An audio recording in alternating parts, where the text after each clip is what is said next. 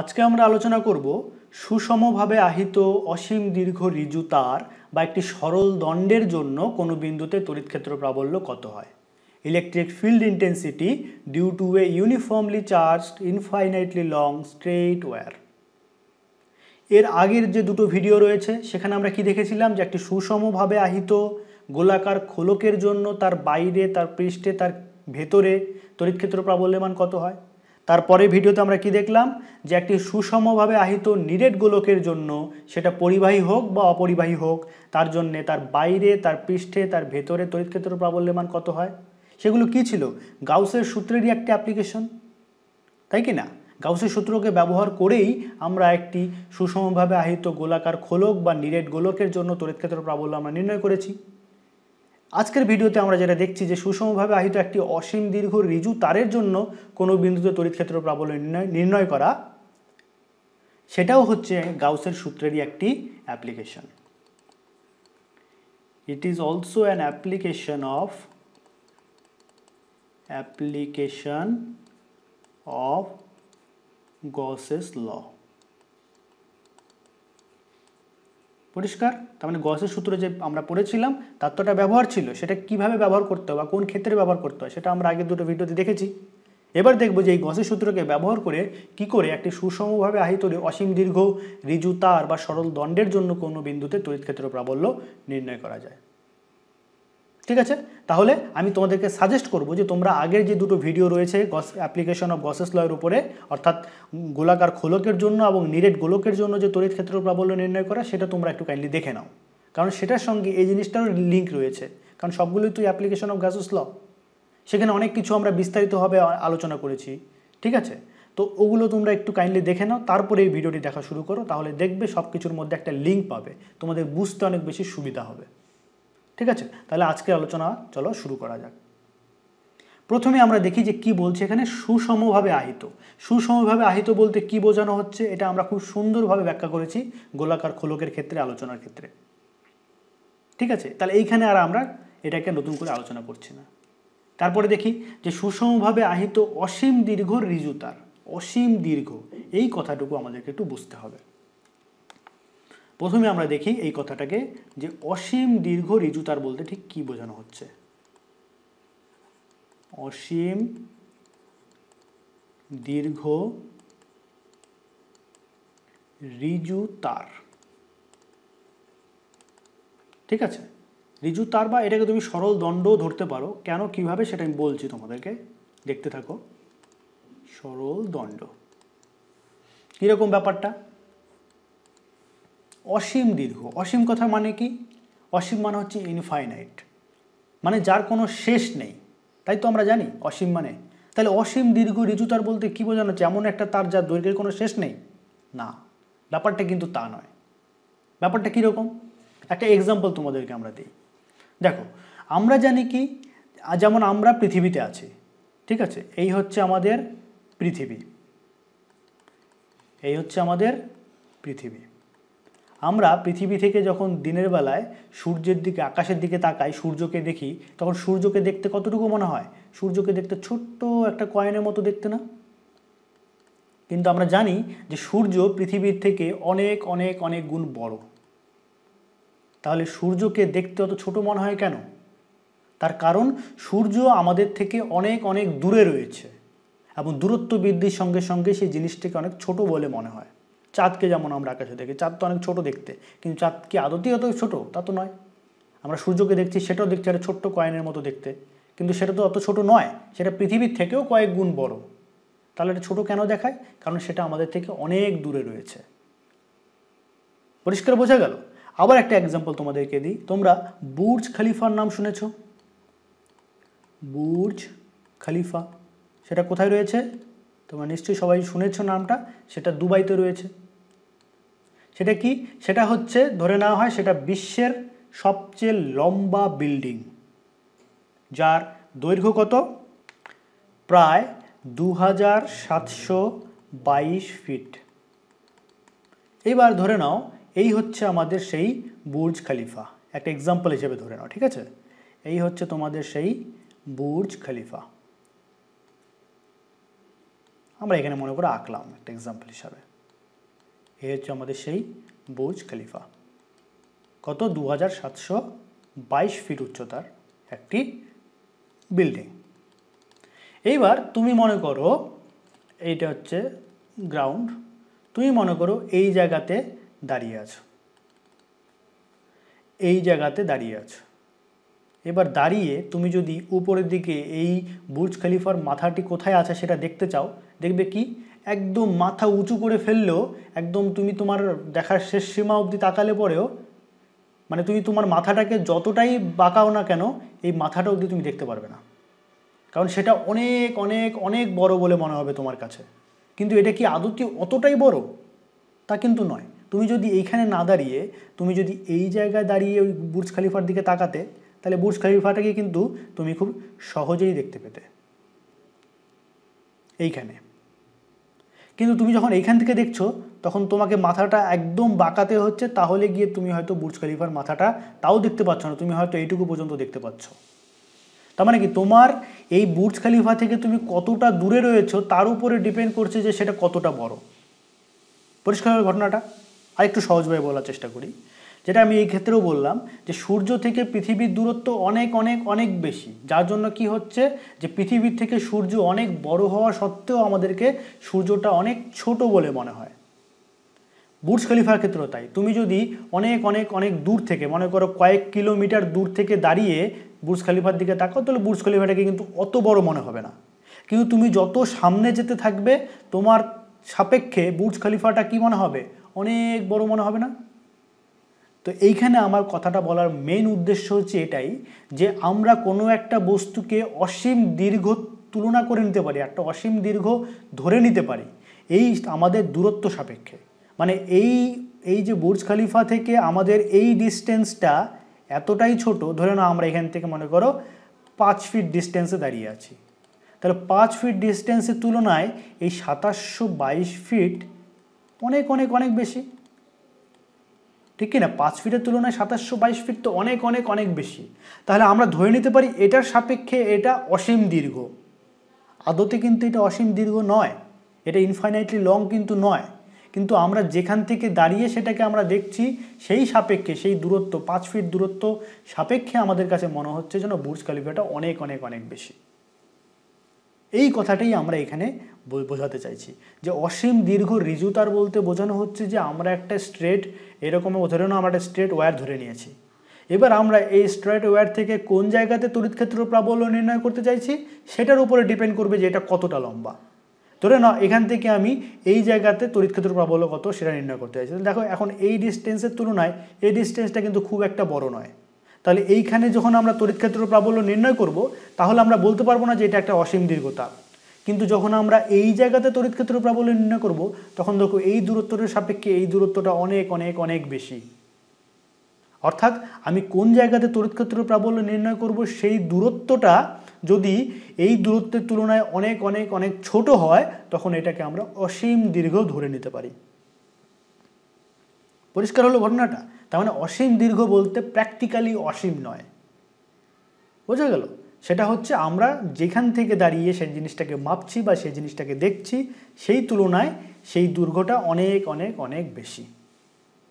পরিষ্কার হলো ঘটনা? তাহলে অসীম দীর্ঘ ঋজুতার বলতে বোঝানো হচ্ছে এইরকম একটা তার যার দৈর্ঘ্য সাফিসিয়েন্টলি লং, সাফিসিয়েন্টলি বড়, তার থেকে আমরা যেই বিন্দুতে তড়িৎ ক্ষেত্র প্রবাহ নির্ণয় করছি তার দূরত্বটা তুলনামূলকভাবে অনেক অনেক অনেক ছোট। পরিষ্কার হলো ঘটনাটা? তাহলে অসীম দীর্ঘ ঋজুতার কি? তাহলে এখান থেকে আমরা সুষমভাবে আহিত অসীম দীর্ঘ ঋজুতারের ধারণা পেলাম। এইখানে তোমাদেরকে আরেকটা জিনিস একটু জানিয়ে রাখি, সেটা কি? সেটা হচ্ছে একটা একটা নতুন টার্ম আমরা এখানে শিখব। সেটা কি? সেটা হচ্ছে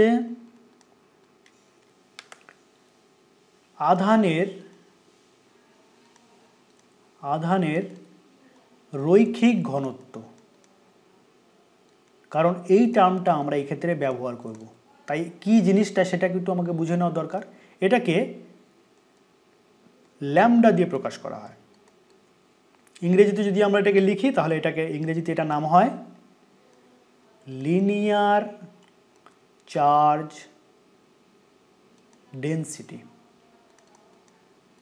কি বোঝানো হচ্ছে এই লিনিয়ার চার্জ ডেন্সিটি বলতে? ধরে নাও আমার কাছে একটা তার রয়েছে, এই রকম একটা তার, ঠিক আছে? এই তারকে আমি ধরে নাও প্লাস কিউ পরিমাণ আধান দিয়েছি, প্লাস কিউ পরিমাণ আধান আমি এই তারটিকে দিয়েছি। কি হয়েছে? আধানগুলি তারটার গায়ে এইভাবে ডিস্ট্রিবিউটেড হয়ে গেছে। আমরা যেহেতু সবসময় ধরেই নিচ্ছি এক্ষেত্রে সুষমভাবে আহিত, তার মানে জানি যে এটা সবগুলো পরস্পর থেকে সমান দূরত্বে থাকবে।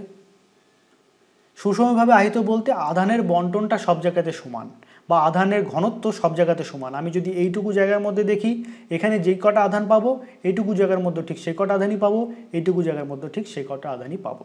তাহলে আমরা বলতে পারি এটা সুষমভাবে আহিত একটি ঋজু তার বা একটা স্ট্রেট ওয়্যার। এইবার ধরে নাও এই যে তারটি আমরা কনসিডার করলাম তার দৈর্ঘ্য হচ্ছে এল। তাহলে এল দৈর্ঘ্যের এই তারটিকে কি পরিমাণ আধান দ্বারা আহিত করা হয়েছে? প্লাস কিউ পরিমাণ আধান দ্বারা আহিত করা হয়েছে। তাহলে এটাকে লিখি,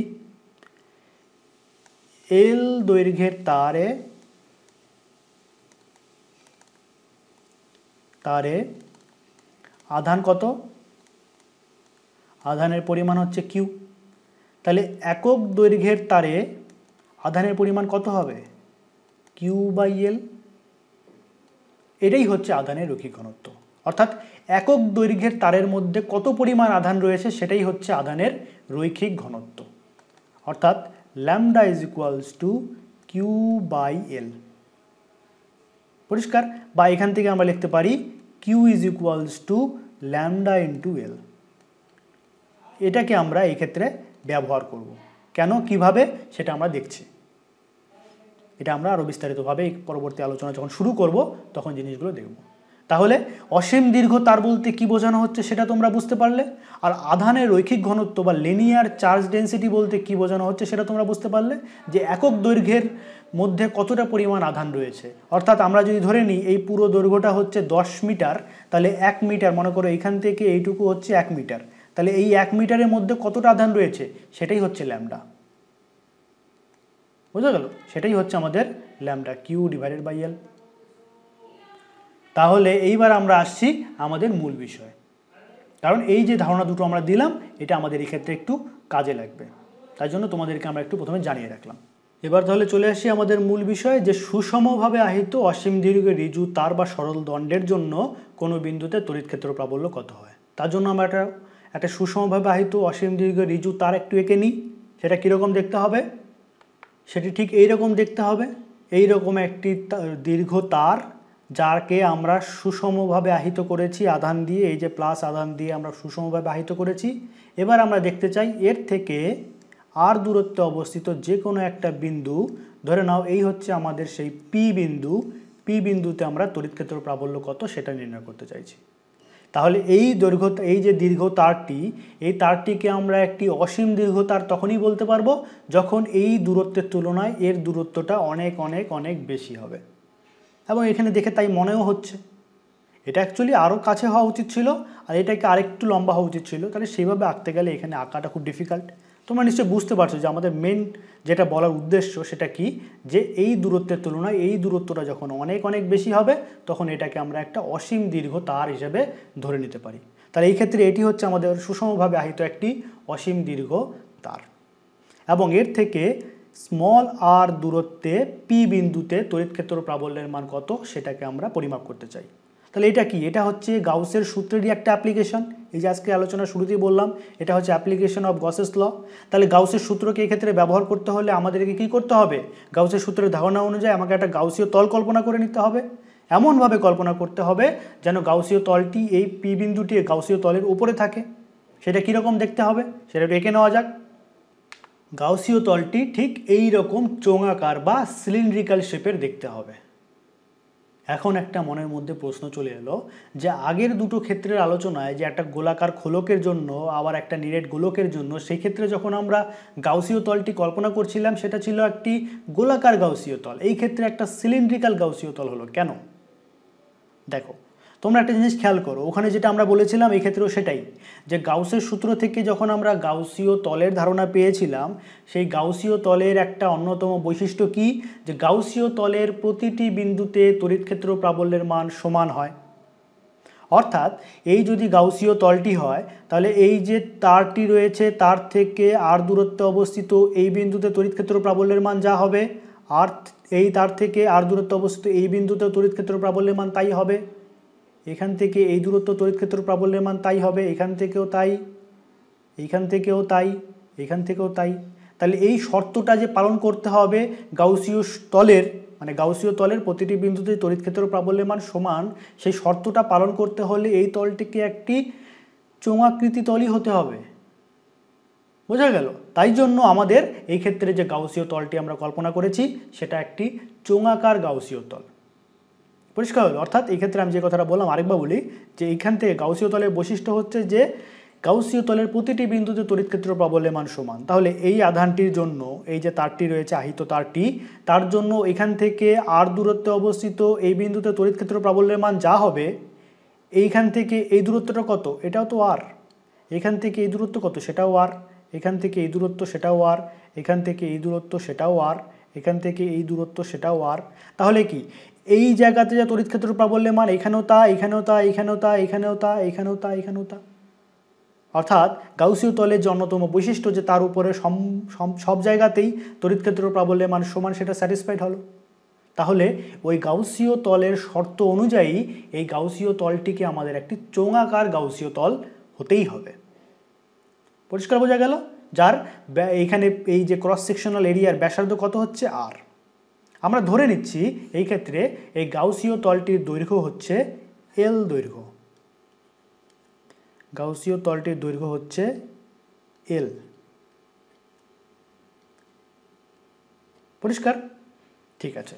এবার আমরা দেখব যে এই আহিত পরিবাহী তারটির জন্য, এই যে আহিত অসীম দীর্ঘ ঋজু তারটির জন্য পি বিন্দুতে তড়িৎক্ষেত্র প্রাবল্যের মান কত হয়। তাহলে আমরা তড়িৎ বলরেখার ধারণা অনুযায়ী কি জানি, যে কোনো একটি তল থেকে যে তড়িৎ বলরেখাগুলি বের হয়, সেই তড়িৎ বলরেখাগুলি ওই তল থেকে লম্বভাবে বাইরের দিকে বের হয়। অর্থাৎ তড়িৎ বলরেখাগুলি এই তল থেকে লম্বভাবে বাইরের দিকে বেরোবে এরকমভাবে।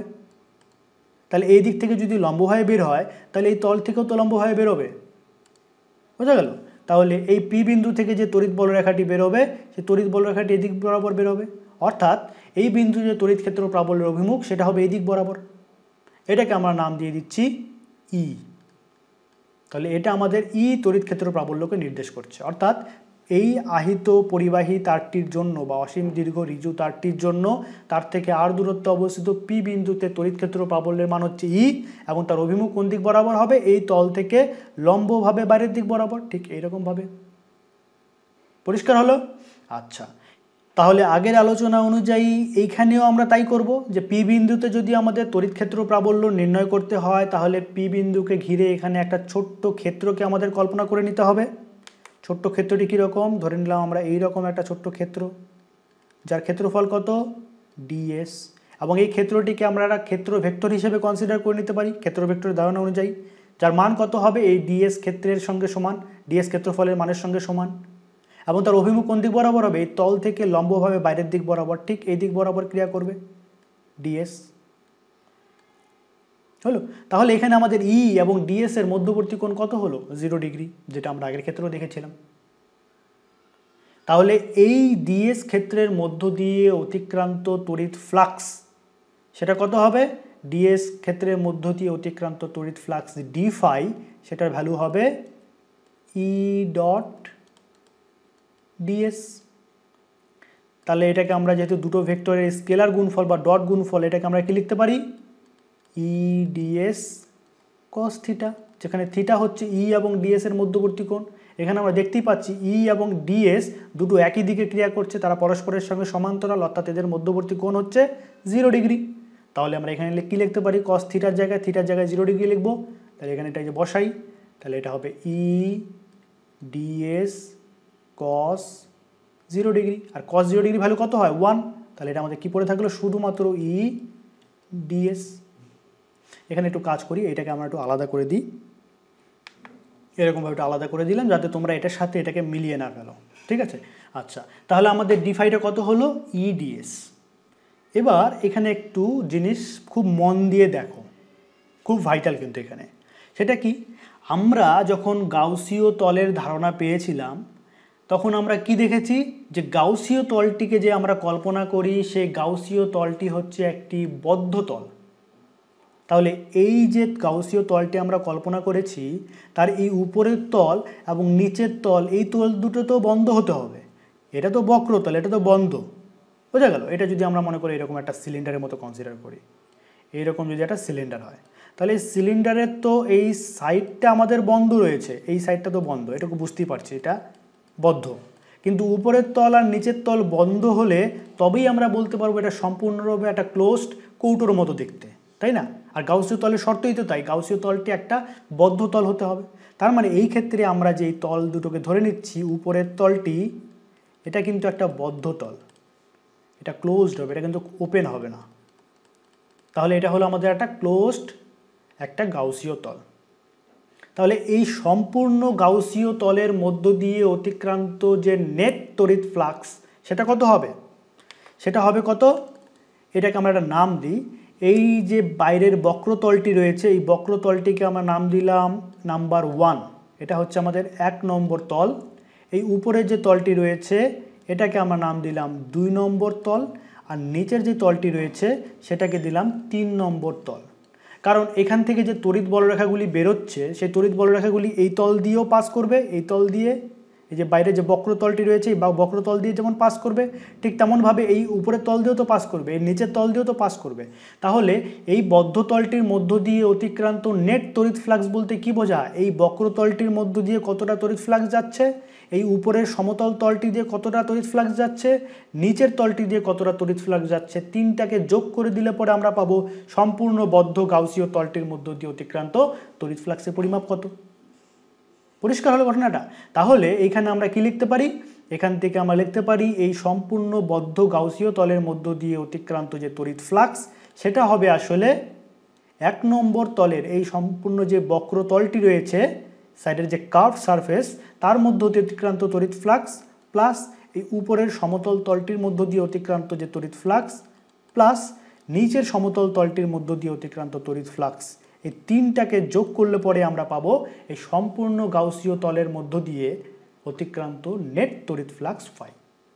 তাহলে আমরা প্রথমেই দেখব ইন্ডিভিজুয়ালি φ1, φ2 এবং φ3 এর ভ্যালু কত হচ্ছে। এখানে আমাদের এই যে দেখলাম পি বিন্দুটি কোথায় অবস্থিত, এই বক্রতলটিতে অবস্থিত। তাহলে বক্রতলটির জন্য তড়িৎ ফ্লাক্স φ1 এর ভ্যালু কত হবে, বক্রতলটির মধ্য দিয়ে অতিক্রান্ত তড়িৎ ফ্লাক্স φ1 হবে, এই যে ছোট্ট ক্ষুদ্র ক্ষেত্রফল কল্পনা করেছি এরকম অসংখ্য ছোট ছোট ক্ষেত্রফল আমরা কল্পনা করতে পারি এই সম্পূর্ণ বক্রতলটি জুড়ে। তাহলে সম্পূর্ণ বক্রতলের মধ্য দিয়ে ছোট ছোট ক্ষুদ্র ক্ষেত্রফলের মধ্য দিয়ে অতিক্রান্ত তড়িৎ ফ্লাক্স যদি ডিফাই হয় তাহলে সমগ্র ডিফাইগুলোকে যোগ করে দিলে টোটাল ফাইটা আমরা পেয়ে যাব। তাহলে তার মানে হচ্ছে আমরা সমগ্র ক্ষুদ্র ক্ষুদ্র ডিএস ক্ষেত্রের মধ্য দিয়ে অতিক্রান্ত ডিফাইগুলোকে নিয়ে তাকে যদি আমরা ইন্টিগ্রেট করে দিই তাহলে আমরা এই সম্পূর্ণ বক্রতলটির মধ্য দিয়ে অতিক্রান্ত তড়িৎ ফ্লাক্স φ1 সেটা আমরা পেয়ে যাব। এটা আমরা আগের আলোচনার ক্ষেত্রেও দেখেছি। তাহলে এখানে ডিফাইয়ের জায়গাতে আমরা ইডিএস বসিয়ে দিতে পারি, ডিফাইয়ের জায়গাতে যদি আমরা ইডিএস বসিয়ে দিই তাহলে এটা, এখানে আমি গোল চিহ্নটা দিলাম না, তার কারণ কি, গোল চিহ্নটা দেওয়া মানে হচ্ছে যে আমরা সম্পূর্ণ গাউসীয় তলটির জন্য আমরা হিসাব করছি। এখানে তো φ1টা শুধু সম্পূর্ণ গাউসীয় তলটির না, এটা শুধুমাত্র বাইরের বক্রতলটির জন্য, বোঝা গেল? তাহলে এখানে আমরা দিচ্ছি না, তাহলে এই ইন্টিগ্রেশনটা আমরা কার উপরে দিচ্ছি, শুধুমাত্র ডিএস এর উপর। তাহলে ইটা আমাদের কনস্ট্যান্ট, ইটা বাইরে চলে আসবে। তাহলে ইটাকে যদি আমরা বাইরে লিখি তাহলে পড়ে থাকবে সারফেস ইন্টিগ্রেশন ওভার ডিএস। এইটা বলতে কি বোঝানো হচ্ছে, এই বক্রতলটির যা ক্ষেত্রফল, পৃষ্ঠতলের ক্ষেত্রফল, সেটা হচ্ছে এটা। একটা সিলিন্ডার, এই যে একটা সিলিন্ডার, তার ব্যাসার্ধ হচ্ছে আর এবং তার দৈর্ঘ্য হচ্ছে এল, তার ক্ষেত্রে তার বক্রতলের ক্ষেত্রফল কত হয় এটা আমরা জ্যামিতির শর্ত থেকেই জানি, সেটা বক্রতলের ক্ষেত্রফল হবে 2πr/l। আশা করি তোমরা জানো, যদি নাও জানো তা তো অসুবিধা নেই। দেখো খুব সহজ জিনিসটা, এই যে সিলিন্ডারটা আমরা কনসিডার করেছি এটাকে তোমরা এমনভাবে কনসিডার করতে পারো না, এটা একটু উপরে দিয়ে তুলে নিই, এটাকে তোমরা এমনভাবে কনসিডার করতে পারো না, এইরকম একটা রিং রয়েছে আমার কাছে, ঠিক আছে, এইরকম একটা রিং যার ব্যাসার্ধ হচ্ছে আর, তাহলে এই রিংটির এই পরিধি কত হবে 2πr। তাহলে এই রকম আরেকটা রিং উপরে রাখলাম, আরেকটা রিং উপরে রাখলাম, আরেকটা রিং উপরে রাখলাম, রাখতে রাখতে রাখতে রাখতে রাখতে রাখতে এরকম অসংখ্য রিং রাখতে রাখতে আমরা এল দৈর্ঘ্যের একটা এই রকম সিলিন্ডার তৈরি করে দিলাম, একটা চোঙ তৈরি করে দিলাম। এরকম অসংখ্য রিং পরপর সাজিয়ে আমরা একটা চোঙ তৈরি করে ফেললাম, যার ফলে এই দৈর্ঘ্যটা কত হলো এল। তাহলে একটা রিংয়ের জন্য এই পরিধিটা কত ছিল 2πr, তাহলে এল দৈর্ঘ্যের জন্য কত হবে, এল দিয়ে গুণ করলে আমরা পেয়ে যাব এর বাইরের বক্রতলের ক্ষেত্রফল কত 2πr, তাকে শুধু আমি এল দিয়ে গুণ করে দিলে 2πrl হয়ে গেল। পরিষ্কার বোঝা গেল? তাহলে এই ক্ষেত্রে আমরা এই সম্পূর্ণ বক্রতলটির পৃষ্ঠতলের ক্ষেত্রফল কত হবে, ডিএস ইন্টিগ্রেশন ওভার ডিএস এর জায়গায় আমরা লিখতেই পারি, এটা হবে কত ই ইন্টু 2πrl। তাহলে φ1 এর ভ্যালু আমরা পেয়ে গেলাম যে φ1 এর ভ্যালু হচ্ছে 2e ইন্টু 2πrl। এবার দেখবো φ2টা কত হয়, এটা খুব মজার, এই জায়গানে খুব ইন্টারেস্টিং, তোমরা একটু মন দিয়ে দেখো এই জায়গাটাতে। এবার আমরা দেখবো φ2, অর্থাৎ 2 নম্বর তলটির মধ্য দিয়ে অতিক্রান্ত তড়িৎ ফ্লাক্স।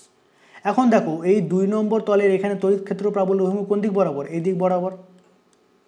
এবার এখানে আমরা ছোট্ট একটি ক্ষেত্রকে কল্পনা করে নাও, এই একটা মনে করো ক্ষেত্র, যার ক্ষেত্রফল কত ডিএস, এটার ক্ষেত্রফল হচ্ছে ডিএস। তাহলে এটাকে আমরা ক্ষেত্র ভেক্টর হিসেবে কনসিডার করতে পারি। আর আমরা জানি যে ক্ষেত্র ভেক্টরের অভিমুখ কোন দিক বরাবর হয়, এই তল থেকে ঠিক লম্বভাবে বাইরের দিক বরাবর হয়, অর্থাৎ এইরকমভাবে এদিক বরাবর ক্রিয়া করবে আমাদের ডিএস ভেক্টরটি। ক্ষেত্র ভেক্টরের ধারণা তোমরা ভিডিওটি নিশ্চয়ই দেখেছো, সেখানে আমরা আলোচনা করেছিলাম যে একটি সমতল তলের থেকে লম্বভাবে বাইরের দিকে ক্রিয়া করে, ঠিক আছে। তাহলে এই ক্ষেত্রে আমাদের বাইরের দিকে ক্রিয়া করবে তড়িৎ আমাদের ক্ষেত্র ভেক্টরটির অভিমুখ এদিক বরাবর। এখন দেখো ই তড়িৎ ক্ষেত্র প্রাবল্য আর ডিএস ক্ষেত্র ভেক্টর এরা পরস্পরের সঙ্গে কত কোণ করে আছে, 90 ডিগ্রি কোণ করে আছে। এখানে দেখো এটা এদিক বরাবর ক্রিয়া করছে, এটা এদিক বরাবর ক্রিয়া করছে। এই ক্ষেত্রে আমাদের যে ইডিএস এর ভ্যালুটা আসবে সেটা কত হবে, এখানে আমরা লিখবো এটা হবে আমাদের ইন্টিগ্রেশন ওভার ডি ফাই, আর ডি ফাই মানে কত হবে ই ডট ডিএস, তাই না। তাহলে এখানে আমরা যেহেতু দুটো ভেক্টরের ডট গুণফল, তাহলে এটাকে আমরা লিখতে পারি ইন্টিগ্রেশন ওভার ই ডিএস কস থিটা। এই ক্ষেত্রে আমাদের থিটাটা কি, থিটা হচ্ছে ই এবং ডিএস এর মধ্যবর্তী কোণ। এখানে ই এদিক বরাবর ক্রিয়া করছে আর ডিএস এদিক বরাবর ক্রিয়া করছে, তাহলে এদের মধ্যবর্তী কোণ কত হলো 90 ডিগ্রি। তাহলে থিটার জায়গায় আমরা লিখবো কত 90 ডিগ্রি। তাহলে এটা হবে আমাদের ই ডিএস কস 90 ডিগ্রি। আর কস 90 ডিগ্রি ভ্যালু কত হয়, এটা ভ্যালু হয়ে যায় 0। তাহলে এখান থেকে আমাদের এই পুরো টার্মটা 0 হয়ে গেল, তাই না। তাহলে এটাকে আমরা কি লিখলাম 0, অর্থাৎ φ2 অর্থাৎ 2 নম্বর তলের মধ্য দিয়ে এই ক্ষুদ্র ক্ষেত্রফলের মধ্য দিয়ে অতিক্রান্ত তড়িৎ ফ্লাক্সের ভ্যালু হচ্ছে 0। তাহলে সম্পূর্ণ তলটির মধ্য দিয়ে অতিক্রান্ত তড়িৎ ফ্লাক্সও 0।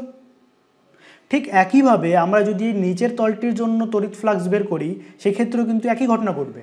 এইখানে এই তলটির মধ্য দিয়ে যে তড়িৎ বলরেখা অতিক্রম করছে, যা তড়িৎ ক্ষেত্র প্রাবল্য কে নির্দেশ করছে, তার অভিমুখ ঠিক এদিক বরাবর, এদিক বরাবর আমাদের ই ক্রিয়া করছে। আর এখানে যদি আমরা ছোট্ট ক্ষেত্রকে কল্পনা করে নিই এইরকম, তার ক্ষেত্র ভেক্টরের অভিমুখ কোন দিক বরাবর হবে, এ ঠিক এদিক বরাবর লম্ব হয়ে বাইরের দিক বরাবর, এটা আমাদের ডিএস ভেক্টরকে নির্দেশ করছে। তাহলে দেখো এই ক্ষেত্রেও ই যেদিক বরাবর ক্রিয়া করছে, ডিএস তার লম্বভাবে ক্রিয়া করছে, অর্থাৎ ই এবং ডিএস এর মধ্যবর্তী কোণ হচ্ছে 90 ডিগ্রি। তাহলে 3 নম্বর তলের ক্ষেত্রে, এই ক্ষেত্রেও যদি আমরা φ3 বের করি, 3 নম্বর তলের জন্য নেট অতিক্রান্ত তড়িৎ ফ্লাক্স এই তলটির মধ্য দিয়ে কত হবে ইন্টিগ্রেশন ওভার ডি ফাই। তার মানে এখানেও হবে আমাদের integration over E dot DS. আবার ইডিএস মানে লিখতে পারি ইডিএস কস থিটা। এখানে থিটাটা কত আমাদের 90 ডিগ্রি, তাহলে ইডিএস কস 90 ডিগ্রি। আর আমরা জানি কস 90 ডিগ্রি ভ্যালু কত হয় 0, তার মানে এই পুরো টার্মটা হয়ে যাবে আমাদের 0। তাহলে আমরা φ1 পেয়ে গেলাম, φ2 পেয়ে গেলাম, φ3 পেয়ে গেলাম। এই ভ্যালুটা আমরা এখন এই ফর্মুলার মধ্যে বসিয়ে দেবো। তাহলে আমরা টোটাল ফাই অর্থাৎ সম্পূর্ণ বদ্ধ গাউসীয় তলটির মধ্য দিয়ে অতিক্রান্ত যে নেট তড়িৎ ফ্লাক্স ফাই, সেটা আমরা পেয়ে যাব। কত হবে সেটা,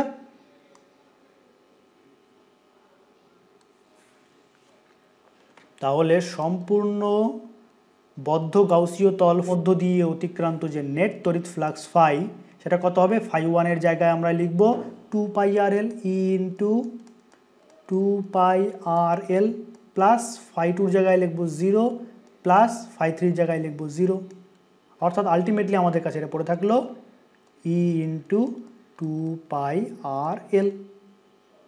পরিষ্কার? আচ্ছা, এইবার একটু গাউসের সূত্রটাকে আবার রিমাইন্ড করতে হবে। গাউসের সূত্র অনুযায়ী আমরা কি জানি, যে কোনো একটি বদ্ধতলের মধ্য দিয়ে অতিক্রান্ত যে নেট তড়িৎ ফ্লাক্স সেটা কত হয়, Q in divided by epsilon nought, তাই কি না? তাহলে এই ক্ষেত্রে কিউ ইনের ভ্যালু কত হবে, এই গাউসীয় তলটির মধ্যে মোট আধানের পরিমাণ কত, সেটাই হচ্ছে আমাদের কিউ ইন। এখন দেখো এই ছবিটাকে আরেকবার একটু ভালো করে খেয়াল করো। এটার মধ্যে এই যে আমরা আধান দিয়েছি সেই আধান কি, ধরে নাও আমরা প্লাস কিউ আধান দিয়েছিলাম, তাহলে প্লাস কিউ আধান তো সম্পূর্ণ দণ্ডটা জুড়ে রয়েছে। এই গাউসীয় তলের এই জায়গা থেকে শুরু করে এই জায়গা অবধি মানে এইখান থেকে এইটুকু অবধি এই জায়গার মধ্যে যে আধানটুকু রয়েছে সেটাই হচ্ছে আমাদের কিউ ইনের ভ্যালু। সেটা তো আমাদের প্লাস কিউ নয়, সেটা কত হবে? তার জন্যই তো আমরা প্রথমে শিখে নিয়েছিলাম আধানের রৈখিক ঘনত্ব কী। আধানের রৈখিক ঘনত্ব দেখেছিলাম যে ল্যামডা বা আধানের রৈখিক ঘনত্ব ল্যামডা দিয়ে প্রকাশ করি, সেটা কত হয়, একক দৈর্ঘ্যের মধ্যে কত পরিমাণ আধান রয়েছে সেটা। তার মানে ল্যামডা যদি ওর আধানের রৈখিক ঘনত্ব হয়, তাহলে আমরা ল্যামডা ইকুয়ালস টু কত লিখতে পারি, কিউ বাই এল।